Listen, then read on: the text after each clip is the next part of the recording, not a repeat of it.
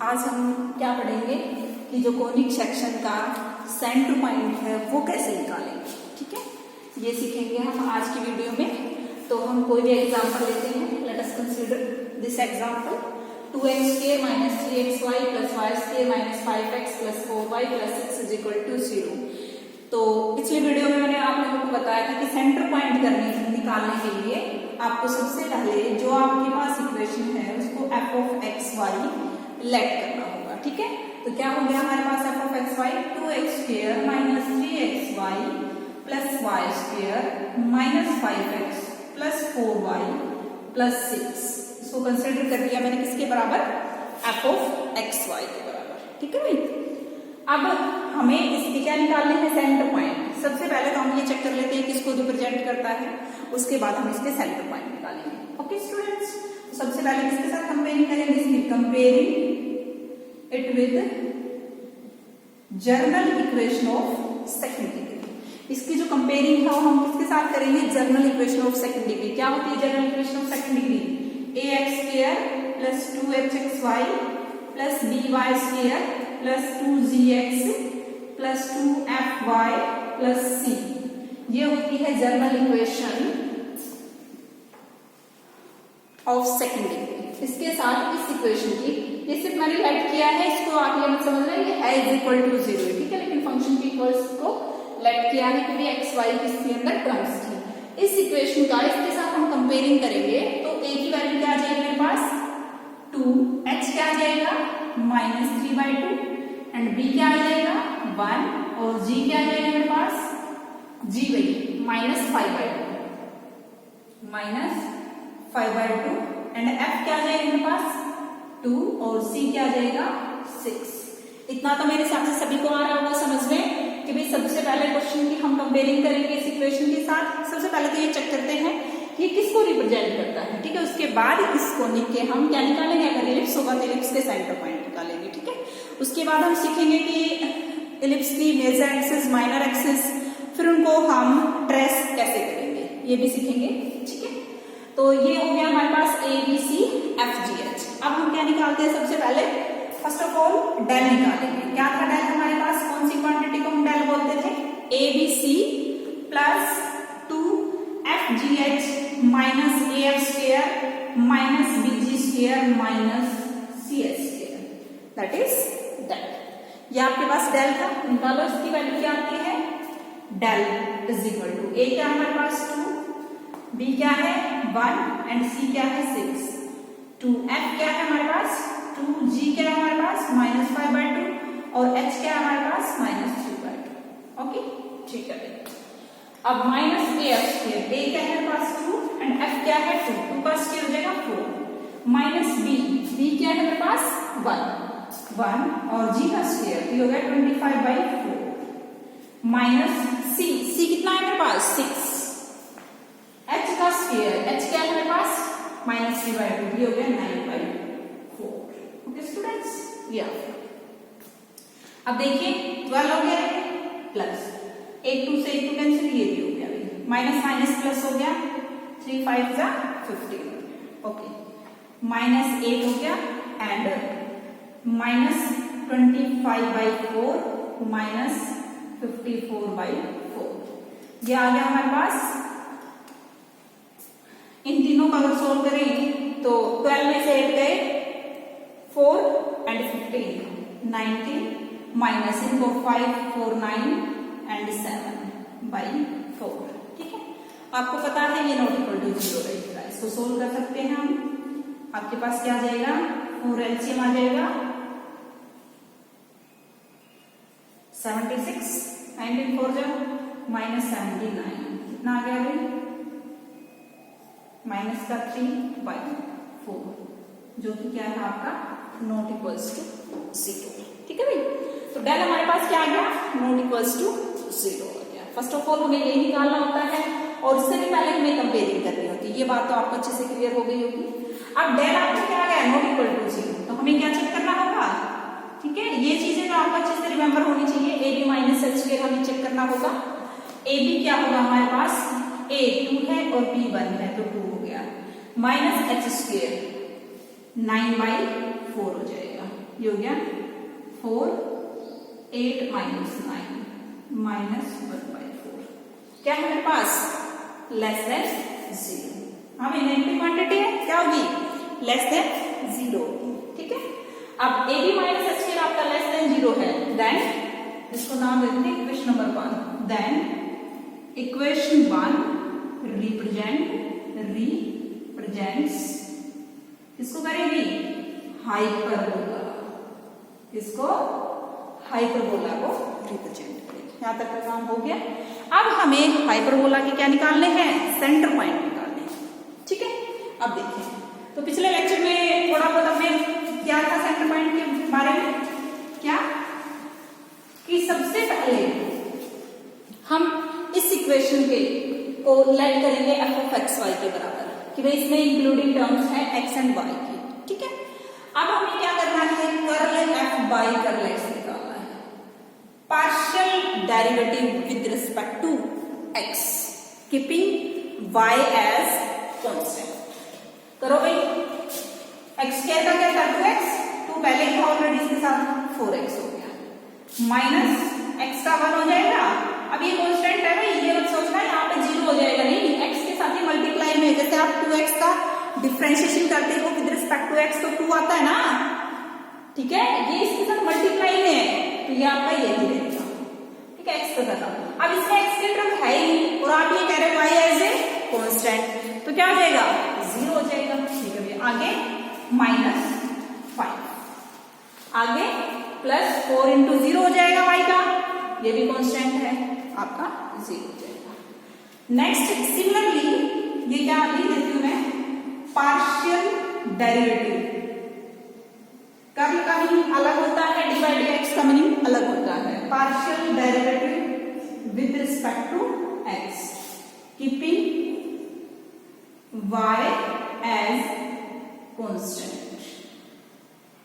Curl F by curl X का meaning होता है कि आप पार्शियल डेरिवेटिव कर रहे हो एफ फंक्शन का, और किसके रिस्पेक्ट में कर रहे हो? विद रिस्पेक्ट टू एक्स कर रहे हो। ठीक है, जहां पे हर हाल में आपका y जो होगा वो कांस्टेंट का ही काम करेगा।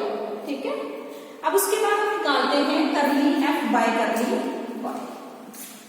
ओके, करो भाई, y के रिस्पेक्ट में करेंगे तो 0 हो जाएगा, इसका क्या हो जाएगा? -3x, y का 1 हो जाएगा, इसका क्या हो जाएगा? 2y, और इसका 4। अभी -5x का 0 हो जाएगा, क्यों? क्योंकि इसके अंदर x की टर्म नहीं है, कांस्टेंट है, सॉरी y की टर्म नहीं है, ये कांस्टेंट है, ये भी कांस्टेंट है, क्योंकि हम पार्शियल डेरिवेटिव किसके रिस्पेक्ट में कर रहे हैं? विद रिस्पेक्ट टू x कर रहे हैं। Okay, to find the centre of conic we equate curl f by curl x is equal to 0 and curl f by curl y is equal to 0। ठीक है, हम दोनों ही पार्शियल डेरिवेटिव को equate करेंगे किसके बराबर? 0 के बराबर कर दोगे। 4x minus 3y minus 5 is equal to 0। 3x sorry minus था plus 2y plus 4 is equal to 0। अभी कैसे निकालोगे आप? इसको आप 3 से मल्टीप्लाई कर दो, इसको 4 से कर दो। ठीक है, अब करो मल्टीप्लाई। ये तो किया था ना आपने 10th क्लास के अंदर। ठीक है, ये हो गया 12x minus 9y minus 50 is equal to 0। On both side होती है, 3 इंटू 0 क्या हो जाएगा? 3 हो जाएगा।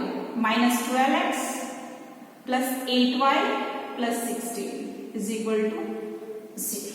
ठीक है भाई, अब दोनों इक्वेशंस को क्या करना पड़ेगा? सब्ट्रैक्ट करना पड़ेगा या ऐड करना पड़ेगा, ये डिपेंड करता है उनके साइन के साथ। अब ये पॉजिटिव है, ये नेगेटिव है, तो हम ये एडिशन करना होगा।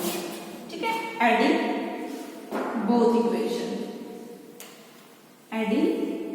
बोथ इक्वेशंस, दोनों को ऐड कर देंगे। ठीक है, तो यहाँ पे क्या जाएगा आपका? माइनस y एंड प्लस का 1 इज इक्वल टू 0। तो y क्या आ गया हमारे पास? 1। अब y की वैल्यू क्या होगी? 1, तो आप पुट कर दो किसी भी इक्वेशन में। चलो इस पे कर देते हैं। 4x minus 3 into 1 minus 5 is equal to 0। 4x minus 8 is equal to 0, 4x is equal to 8 and x is equal to 2। ठीक है, तो ये हमारे पास x इज इक्वल टू 2 आ गया and y is equal to 1। ये क्या है हमारे पास? Centre point of hyperbola. Conic में क्या बना था? अभी देखा ना हमने, कोनिक में निकाला। अभी क्या नेचर ऑफ कर्व क्या था हमारे पास? हाइपरबोला बना, तो उसका जो सेंटर पॉइंट है वो 2, 1 है। एक्स एक्सिस हमारे पास 2 था और वाई एक्सिस 1 था, तो सेंटर पॉइंट क्या हो गया? 2, 1। ऐसे ही आप किसी भी क्वेश्चंस के अंदर अगर आपको सेंटर पॉइंट निकालने हैं तो आप इस मेथड का यूज कर सकते हो। ठीक है, एक थ्योरम भी है हमारे पास कि उससे हम डायरेक्ट, जैसे A B C F G H है, इनके हेल्प से हम डायरेक्ट भी कोनिक सेक्शन के क्या निकाल सकते हैं? सेंटर पॉइंट निकाल सकते हैं। ठीक है,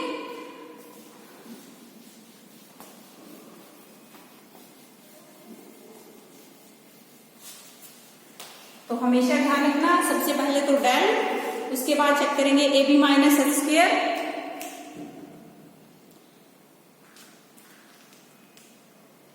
उसके बाद चेक करेंगे हम A B minus H square. ठीक है,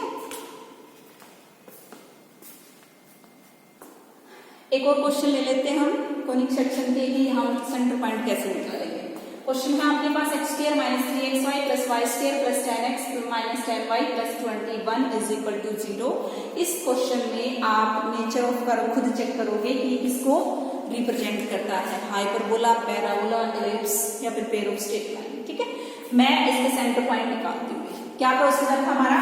सबसे पहले इसको f of x y let करो भाई, 3xy plus Y square plus 10x minus 10y plus 21 कर दिया इस इक्वेशन को। जो भी आपके पास इक्वेशन दे रखी है उसको f of x y let करो। उसके बाद क्या करना होता है हमें? Curl f by curl x निकालोगे। क्या मीनिंग है इसका? Partial derivative with respect to x keeping y as constant. Okay, x square का with respect to x 2x हो गया, यहाँ पे x का 1 हो गया तो माइनस 3y, इसमें x नहीं है as a constant 0 plus 10 into x का 1। ठीक है, बाकी इस टर्म में भी x नहीं है, इसमें भी नहीं है, बाकी सभी का क्या हो जाएगा? 0। Similarly curly f by curly y निकालो माइनस, अब x स्क्वायर का क्या हो जाएगा? विद रिस्पेक्ट टू y का मीनिंग भी यही है कि derivative with respect to only y keeping x as constant. ठीक है, यही फर्क होता है टोटल डेरिवेटिव और पार्शियल के अंदर। इसमें ये समझ लेना कि पार्शियल डेरिवेटिव के अंदर क्या होती है? पार्शियलिटी होती है बस। ठीक है, तो ये हो गया हमारे पास minus 3x plus 2y minus 10। Okay भाई, समझ में आ गया होगा मेरे हिसाब से। 10x का 0 हो जाएगा विद रिस्पेक्ट टू x, 21 का 0 हो जाएगा, इसका minus 10। To find centre of conic, centre of conic take curl f by curl x is equal to 0 and curl f by curl y। अगर हमें सेंटर पॉइंट चाहिए कोनिक के तो हमें क्या करना पड़ेगा? दोनों को इक्वेट करना पड़ेगा 0 के बराबर। कर दोगे, this implies that 2x minus 3y plus 10 is equal to 0, 3x plus 2y minus 10 is equal to 0।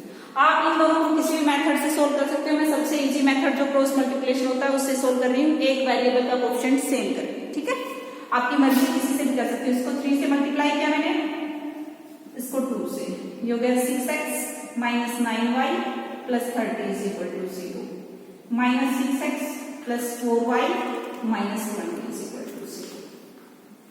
अब ऐड करना पड़ेगा सब्ट्रैक्ट बिहेवियर ऑफ साइन। ये दोनों प्लस माइनस किए थे तो क्या किया हमने? एडिंग किया।